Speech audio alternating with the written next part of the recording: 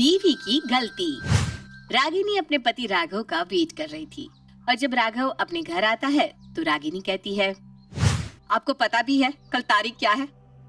हाँ जानता हूँ, 16 है कल। क्यों, क्या हुआ? क्या हुआ? अरे आज मेरे बच्चे को स्कूल में सबके सामने फीस के लिए बुला गया है और एक आप है, आपको कुछ याद ही नहीं रहता। मुझे पैसे दे दीजिए, मैं कल के कल अपने बेटे की फीस भर दूंगी। आपको तो कुछ याद रहता ही नहीं।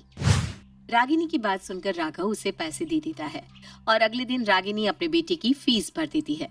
रागिनी अपने कमरे में बैठकर आराम कर रही थी, तभी वहाँ उसकी देवरानी निशा आती है और अपनी जिठानी को इस तरह आराम करता देख कहती है, दीदी बाहर साड़ी वाला आया है, चलो ना चलकर देखते हैं, बहुत अच्छी अच्छी साड़ियाँ हैं।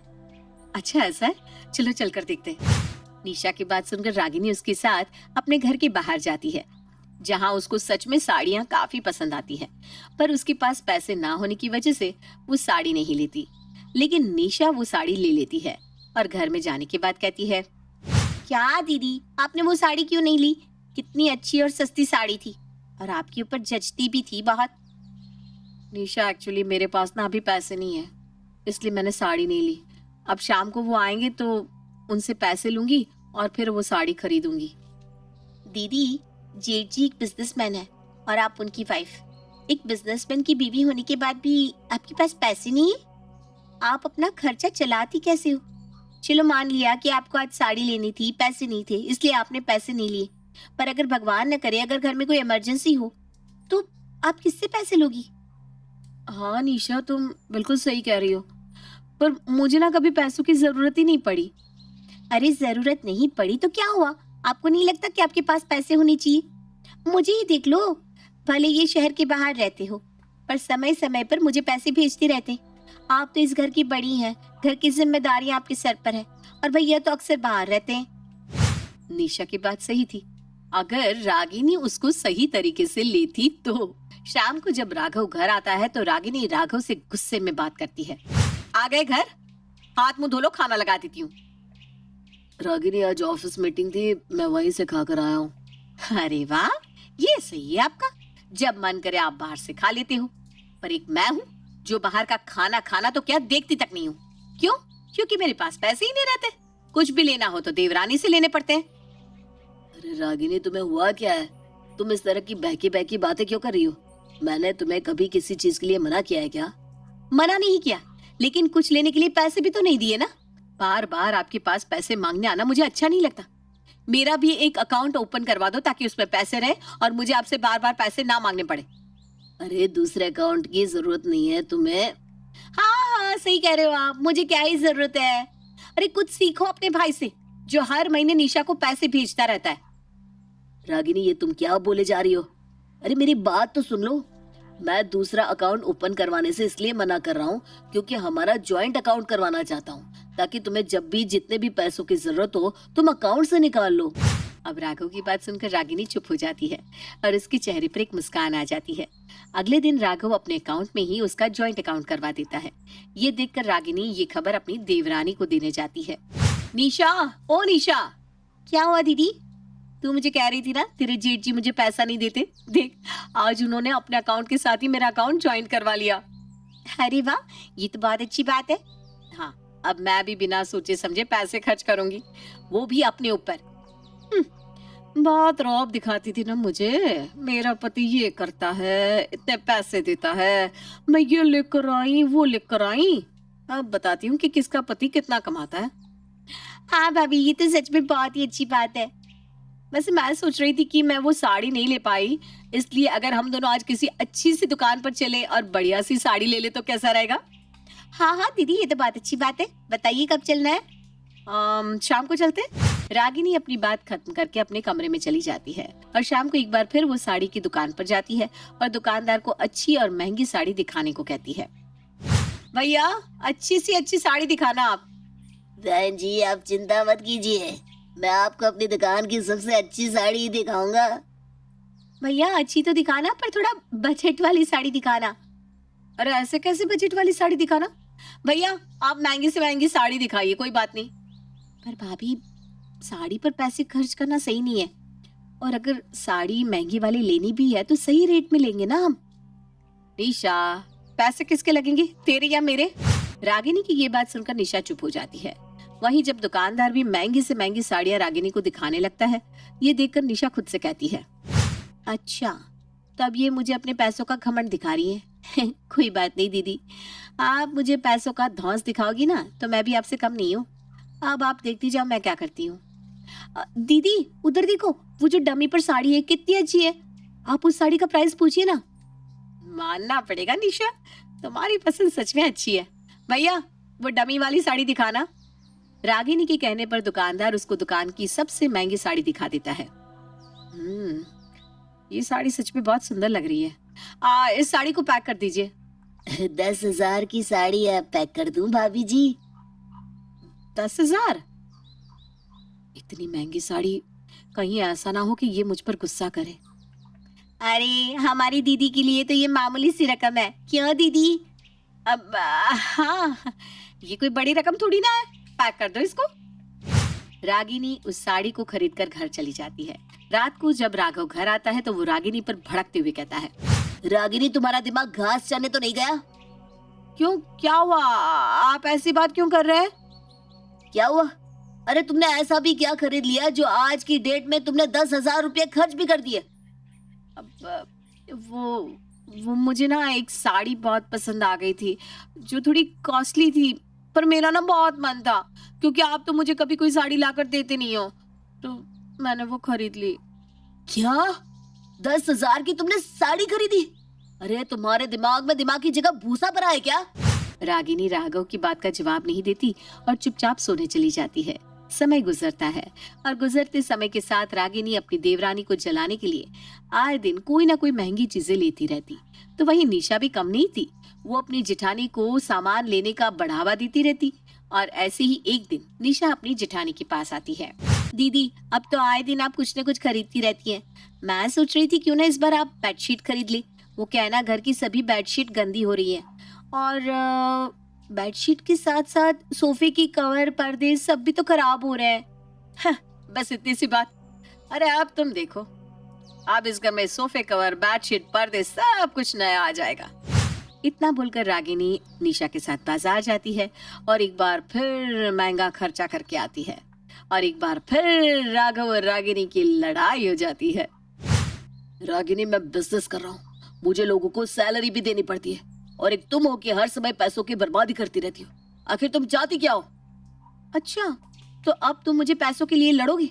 अरे जब तुम पैसे खर्च करते हो तो कुछ नहीं, और अगर मैंने थोड़े से पैसे क्या खर्च कर दिए, तुमने घर को सर पर उठा लिया। क्यों? यही तो दिक्कत है कि तुम थोड़े पैसे खर्च नहीं करती, तुम दिन का 5-10 हजार रुपया खर्च देती हो। मेरी गलती थी कि मैंने तुम्हारा अकाउंट ज्वाइन करवाया। अगर मैंने तुम्हारा अलग अकाउंट ओपन करवाया होता तो तुम इतने पैसे खर्च करती ही नहीं। हाँ तो गलती की है तो भुगतो अब। राघव रागिनी को समझाने की लाख कोशिश करता है पर रागिनी नहीं समझती और सो जाती है। ऐसे ही दिन गुजरते हैं और एक दिन रागिनी अपनी देवरानी निशा से कहती है, निशा आज ना मुझे तुम्हारी थोड़ी सी हेल्प चाहिए। बोलिए ना दीदी, क्या हेल्प करूं? वो आज अपने घर में किटी पार्टी है, मैं सोच रही हूँ क्यों ना उस किटी पार्टी को तुम भी ज्वाइन कर लो। दीदी मैं तो इस किटी पार्टी को ज्वाइन कर लेती, पर मेरे पास ना अभी पैसे नहीं है। मैं किटी पार्टी में पैसे नहीं मिला सकती, इसलिए आप एंजॉय कीजिए। आपको किसी भी चीज की जरूरत होगी तो मैं आपको लाकर दे दूंगी। ओफो निशा, तुम पैसों की इतनी चिंता क्यों कर रही हो? अरे तुम्हारी जेठानी जब तक जिंदा है तब तक तुम्हें कभी किसी चीज की कमी नहीं होने देगी। तुम्हें बस तैयार होकर हमारी पार्टी में आना है, बाकी सारी चीजें मैं खुद हैंडल कर लूंगी। रागिनी की बात सुनकर निशा कुछ बोलती नहीं और उसके कहे अनुसार शाम को तैयार होकर पार्टी एंजॉय करने लगती है। कुछ देर बाद राघव घर आता है जहाँ वो देखता है कि उसके घर में किटी पार्टी हो रही है। ये देखकर राघव का गुस्सा 7वें आसमान पर पहुंच जाता है, पर क्योंकि उसके घर में गेस्ट आए हुए थे इसलिए वो कुछ नहीं बोलता और सीधा अपने कमरे में चला जाता है। अपने पति को गुस्से में देखकर रागिनी इस किटी पार्टी को यहीं रोक देती है और राघव के पास जाती है। राघव जी खाना खा लीजिए ना। खाने का मन नहीं है, जाओ तुम अपनी पार्टी को एंजॉय करो। पार्टी तो खत्म हो गई है, चलिए ना चलकर कुछ खा लीजिए ना प्लीज। मैंने कहा ना मुझे नहीं खाना, तुम्हें समझ में नहीं आता क्या? अरे पर चिल्ला क्यों रहे हो आप? और अगर मैं छोटी सी पार्टी करके खुश क्या हो जाती हूँ, आप मुझ पर भड़कते ही लगते हो। भड़को नहीं तो और क्या करो? तुम्हें पता भी है अभी मेरा बिजनेस कितना घाटे में जा रहा है। पर तुम्हें इससे क्या मतलब? तुम्हें तो बस खुद से और खुद की खुशी से मतलब है। राघव अपनी बात बोलकर वहां से चला जाता है। इस तरह अब आए दिन राघव और रागिनी के बीच में कोई ना कोई कलेश होता ही रहता है। ऐसे ही एक दिन रागिनी हॉल में बैठी थी, तभी उसके दरवाजे पर किसी की दस्तक होती है। रागिनी दरवाजा खोलती है तो वो कुछ लोगों को खुद के सामने देखती है। जी, आप कौन? मैं मोहित मैडम, क्या मैं आपसे आधे घंटे के लिए बात कर सकता हूँ? जी कहिए। सबसे पहले मैं आपका नाम जानना चाहूंगा, क्या आप मुझे अपना नाम बता सकती हैं? साथ ही ये भी बताइएगा कि घर में आपके साथ कौन कौन रहता है? मैं रागिनी, मैं यहाँ अपनी देवरानी और पति के साथ रहती हूँ। नमस्कार रागिनी जी, मैं आपको बता दूं कि मैं पैसा फेंक तमाशा देख से आया हूँ। ये एक तरह का फंड है जो... फंड? मैंने अक्सर सुना है कि फंड में बहुत फायदा होता है। अब आप एक काम कीजिए ना, आप अंदर आ जाइए, उसके बाद अच्छे से समझाइए। रागिनी उन लोगों को अंदर बुला लेती है और अपनी देवरानी को आवाज लगाती है। निशा, निशा जरा 5-6 कप चाय तो रख देना। रागिनी की आवाज सुनकर निशा चाय लाती है और वहीं बैठ जाती है। हाँ, तो मैं आपको बता दूं कि हम पैसा फेंक तमाशा देख से आए हैं। ये एक तरह का फंड होता है। अगर आप इसमें अपना पैसा लगाते हैं तो आपको उसका 2 गुना पैसा मिलेगा। और अगर हमारा पैसा डूब गया तो? जी नहीं मैडम, आपका पैसा नहीं डूबेगा, क्योंकि ये गारंटेड है। आपका निवेश किया गया पैसा डूब ही नहीं सकता। अगर आपको विश्वास नहीं हो रहा तो हम आपको रिव्यू भी दिखा सकते हैं। जी दिखाइए ना। रागिनी की बात सुनकर मोहित अपने फोन में कुछ फोटोज और वीडियो दिखाता है, जिससे साफ जाहिर होता है कि वो फ्रॉड नहीं है। उनके रिव्यू देखकर रागिनी खुश हो जाती है और इस फंड में पैसा लगाने के लिए तैयार हो जाती है। अच्छा ये बताइए कि जैसे मैंने लाखों में इस फंड में निवेश किया तो मुझे कितना मिलेगा? देखिए, ये डिपेंड करता है कि आप कितना पैसा लगा रही है। मान लीजिए आप 1 लाख रुपया इस फंड में हर महीने डालती है तो आपको साल का 18 लाख रुपया मिलेगा। 5 लाख रुपया आपको ब्याज के तौर पर मिलेंगे। तो बताइए आप कितने तक का निवेश करना चाहती हैं? आपने हमें इतने अच्छे से समझाया, उसके लिए बहुत धन्यवाद, लेकिन हम अपना पैसा निवेश नहीं करना चाहते। आप जा सकते हैं। अरे निशा, ये तुम क्या कह रही हो? अब आप मुझे 10 मिनट का समय दीजिए, हम अभी डिस्कस करके आते हैं। इतना बोलकर रागिनी निशा को साइड में ले जाती है। निशा, तुम्हें पता भी है हम हमारे पैसे का इस फंड के जरिए 2 गुना कर सकते हैं। तुम क्यों मना कर रही हो? नहीं दीदी, मैं इस फंड में पैसे नहीं लगाऊंगी, और मैं तो आपको भी यही कहूंगी कि आप भी इस फालतू की चीज में पैसे मत लगाओ। क्या पता ये फ्रॉड हो। अरे उसने सबूत तो दे दिया कि वो फ्रॉड नहीं है। नहीं दीदी, मेरे पास इतना पैसा नहीं कि मैं इसमें लगाऊं। माफ करना, पर फालतू की चीज में मैं अपना पैसा नहीं लगा सकती। ठीक है, मत लगा, और अगर बाद में मेरे पैसे 2 गुने होकर आ गए ना तो कहना मत, दीदी अब सही कह रही थी। हाँ हाँ, नहीं कहूंगी। निशा तो इस फंड में अपने पैसे नहीं लगाती, पर पैसे 2 गुने होने के लालच में रागिनी पूरे 5 लाख रुपए का निवेश इस फंड में कर देती है, और कुछ देर बाद वो सभी लोग वहां से चले जाते हैं। आज राघव घर जल्दी आ जाता है और उसको घर जल्दी आता देख रागिनी उससे कहती है, राघव जी, आज आप इतनी जल्दी आ गए? राघव बात करने से पहले उसको जोरदार तमाचा मारता है। उसके थप्पड़ की आवाज इतनी तेज गूंजती है कि निशा भी अपने कमरे से बाहर आ जाती है और अपने जेठ को इतने गुस्से में देखकर पूछती है, जेठ जी क्या हो गया? आपने दीदी पर हाथ क्यों उठाया? इसका दिमाग खराब हो गया है। इसको सब पता है कि अभी मेरा बिजनेस डाउनफॉल में जा रहा है, उसके बाद भी ये गलतियों पर गलतियां करती रही। मैं बार बार इसको मना करता रहा कि नहीं रागिनी, इतने खर्चे नहीं करने, अभी मुझे लोगों को सैलरी भी देनी है, लेकिन ये नहीं मानी। और आज देखो, इसने मेरे अकाउंट से 5 लाख रुपए निकाल कर न जाने क्या किया। मैंने कुछ नहीं किया, उन पैसों को मैंने अच्छी चीज में ही लगाया है। अच्छा, ऐसी कौन सी अच्छी चीज है जिसमें तुमने 5 लाख रुपए इन्वेस्ट कर दिए? रागिनी अब राघव को सारी बात बताती है, जिसके बाद राघव खुद के सर पर हाथ रखकर बैठ जाता है। क्या हुआ जी, आप इस तरह क्यों बैठ गए? तुम्हें पता भी है तुमने जिसमें पैसे इन्वेस्ट किए हैं वो फ्रॉड है। इतना बोलकर राघव अब उसको अपने फोन में कुछ न्यूज दिखाता है, जिसमें ये साफ जाहिर हो रहा था कि पैसा फेंक तमाशा देख फ्रॉड है। ये देखकर मानो रागिनी को एक झटका लग जाता है। हे भगवान, ये मैंने क्या कर दिया? बिना जांच पड़ताल किए 5 लाख रुपए लगा दिए। इसीलिए बोलता था मैं तुम्हें, फालतू फिजूल खर्ची मत करो, लेकिन तुम्हें मेरी सुननी का है। कर दिया ना सब सत्यानाश। मुझे माफ कर दीजिए राघव जी, मैंने कभी सोचा तक नहीं था कि... क्या करूं तुम्हारे सॉरी का? अरे मैं लोगों की सैलरी कहां से दूं बताओ? है तुम्हारे पास पैसा?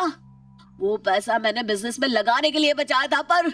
राघव गुस्से में अपने कमरे के अंदर जाता है और रागिनी के गहने निकाल कर बेच देता है और उसके गहने से जो पैसे आते हैं उससे सबको सैलरी देकर अपने बिजनेस को आगे बढ़ाता है। राघव के इतने बड़े फैसले और अपनी इतनी बड़ी गलती से अब रागिनी को ये समझ में आ गया था कि कभी किसी को दिखाने के लिए कुछ नहीं करना चाहिए, नहीं तो नुकसान खुद का ही होता है। रागिनी ने सिर्फ दिखावे के पीछे ही अपना नुकसान कर दिया था, जिससे अब उसको अकल आ जाती है और फिर वो कभी दिखावा नहीं करती।